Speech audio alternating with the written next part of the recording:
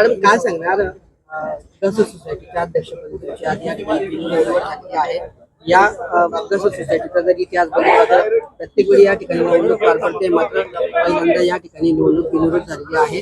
सहकार गटाकडून तुमच्या अध्यक्षपदी या ठिकाणी निवड झाली आपल्याला काय पहिली प्रतिक्रिया असणार? पहिली प्रतिक्रिया निश्चितच आनंदाची आहे, कारण जिथे 40 ते 50% महिला सभासद आहेत तिथे सोसायटीच्या 119 वर्षाच्या इतिहासामध्ये दुसऱ्यांदा महिलेला अध्यक्षपदाची संधी मिळालेली आहे. आणि हे निश्चितच एक चांगले पर्व आहे की जिथे बिनविरोध निवडणूक झालेली आहे. पण ही दुसऱ्यांदा, कारण याआधी सुद्धा मागचे जे अध्यक्ष होते अजब सिंग काका, तर त्यांच्या काळातही बिनविरोध निवडणूक अध्यक्षांची झालेली होती. त्याचा एक हेतू हाच होता की आपण समविचारी लोकांनी एकत्र येणं आणि सभासदांच्या हितासाठी कार्य करणं. आणि तोच हेतू 1.5 वर्षामध्ये जे मागचे चांगले चांगले निर्णय घेण्यात आले त्या निर्णयाचीच परिणिती होती की तशा अल्पमतात असलेल्या आम्ही 2च महिला संचालक आहोत, परंतु त्यातही मला त्यांनी संधी दिली. त्याचं कारण एकमेव आहे की त्या निमित्ताने महिलेला नेतृत्व करण्याची संधी देणं आणि महिला संचालकाच्याही मनात काही असेल तर त्या पूर्णत्वास नेण्यासाठी मार्गदर्शन करणं हाच हेतू आहे. त्याच्यामुळे हा एक चांगला पायंडा पडतो आहे की बिनविरोध अध्यक्षाची निवड होते. त्याच्याबद्दल मला निश्चितच आनंद आहे. आणि हे सगळे अभ्यासू संचालक, अभ्यासू असे आमचे श्रेष्ठी, कारण सहकार गटाचा एक विशेष असा आहे की तो गट नव्याने निर्माण झालेला नाही. आदरणीय बीबी आबांच्या काळापासून एक सक्रिय असा गट निवृत्त झालाय, तरीही सहकार गटाच्या मागे ध्येय धोरणे ठरवण्यामागे उपस्थित असतो. आणि अशा लोकांच्या अभ्यासू याचा उपयोग संचालकांना होत असतो. ध्येय धोरणांवर परिणाम करणारे विचार ते मांडत असतात.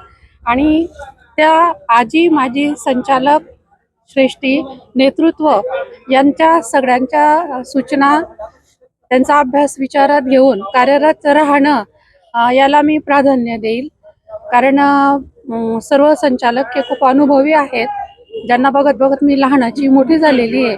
आणि त्यांच्या मोलाच्या सूचना, त्यांचं मार्गदर्शन याच्याखाली निश्चितच एकमताने आदरणीय अजब काका असतील किंवा आमचे अध्यक्ष उदय बापू असतील किंवा मनोज अण्णा असतील किंवा आपले सुनील अण्णा असतील, तर या सगळ्यांच्या अभ्यासाचा उपयोग मला निश्चितच होणार आहे. त्यांच्या मार्गदर्शनाखाली मी चांगलं मार्गक्रमण करण्याचा निश्चितच प्रयत्न करणार आहे. उपाध्यक्षपदी निवड झाली. सर्वांना प्रथम नमस्कार. आज या ठिकाणी आमच्या आता नवनियुक्त अध्यक्षताई रागिणीताईंनी सांगितलं की सहकार, लोकसहकार, आमचे मित्र परिवार सर्वांनी एकत्र येऊन या ठिकाणी मागच्या वेळेला जशी बिनविरोध निवडणूक झाली तशीच अध्यक्ष आणि उपाध्यक्षपदाची बिनविरोध निवडणूक या सर्व संचालक मंडळांना या ठिकाणी केली.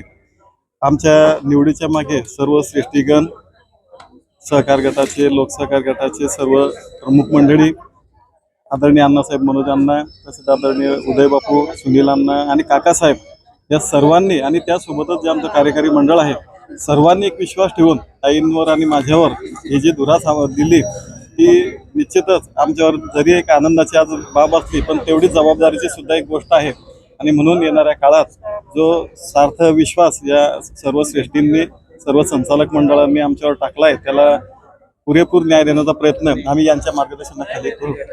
या ठिकाणी आमच्या सहकार गट, लोकसहकार गटासोबतच प्रगती गटाचे सुद्धा संचालक आदरणीय आमचे मित्र मनोज माळी सर, आदरणीय विजय पवार साहेब, निलेश पाटील सर यांनी सुद्धा आम्हाला त्या ठिकाणी बिनविरोध पाठिंबा त्या ठिकाणी दिला. कारण त्यांना सुद्धा लक्षात आलं की सर्व एका विचाराची माणसं आणि चांगला न्याय देणारी, मागच्या 4 वर्षात संस्थेतील सर्व सन्माननीय सभासदांसाठी चांगला निर्णय घेणारे कार्यकारी मंडळ असल्यामुळे त्यांनी देखील बिनविरोध निवडीस सहकार्य केलं आणि ते सुद्धा आता आमच्या सोबतच आहेत.